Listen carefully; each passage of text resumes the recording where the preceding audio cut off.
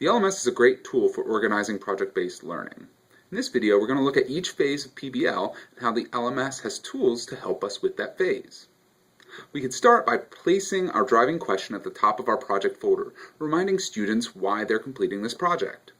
During the entry event, you can use your LMS to facilitate discussion between students. They might discuss prior knowledge about the topic. They might ask questions about the topic. You could even use this for students to draft the driving question. Or students could discuss or create a rubric. Project-based learning is a complex affair, and if you've ever done anything complex with students, you know that they are going to have a lot of questions about simple procedures. If you're not well prepared, you're going to spend all your time answering these questions rather than facilitating collaboration and inquiry.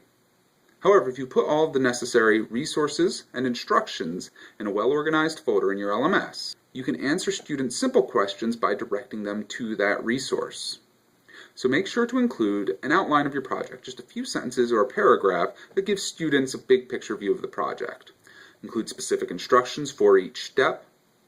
Include any due dates or timelines, and include a rubric for the assessment.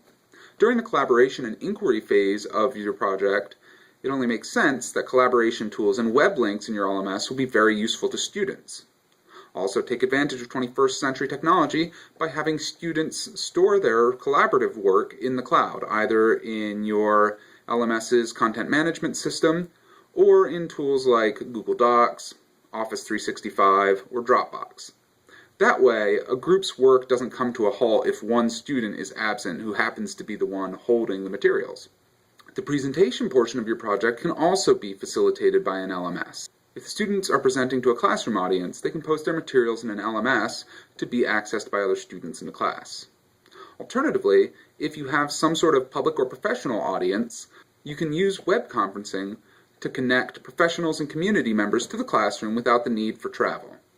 Don't forget to use your LMS's feedback tools in order to facilitate feedback and revision, an essential part of good project-based learning. And finally, reflection can be managed in your LMS using a journal tool or a survey tool. Now, as always, when choosing which of these tools to actually use with your students, make sure you're making the decision from a pedagogical perspective. What will this tool add to the learning of my students?